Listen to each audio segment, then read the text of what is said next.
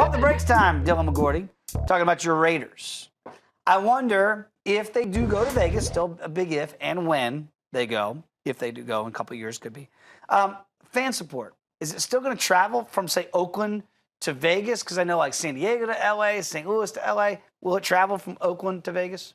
I think it's for each individual fan, and I'm a Raider fan. I grew up in New Jersey. I've lived here in Chicago for the last 16 years. It's easy for me to follow the team.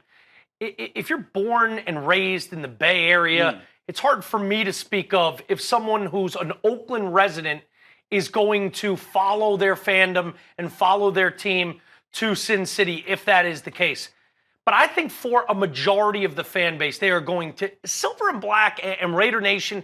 It's more of a culture. It's more of a mentality. And there's no other team in the NFL that kind of fits the bill when you're a Raider guy or a Raider gal. And if you are, you just are. And if they move, you're sort of a nomadic team anyway. And anyone that's not a millennial fan that doesn't remember the days when Oakland was uprooted and went down to Los Angeles, then to only go back up to Oakland and do it again a couple times over. Yeah.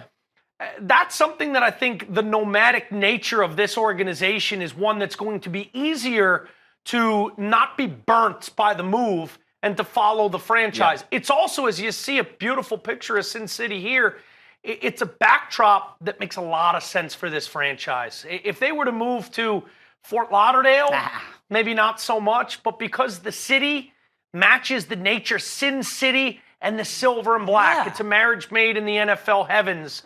So because of that, I think a lot of fans, and I can't speak to all fans, but I think a lot of fans are going to follow the Raiders from the Bay to Vegas, to the desert. But there's certainly going to be some fans in Oakland that feel burnt, that feel like, nah, I can't do this anymore.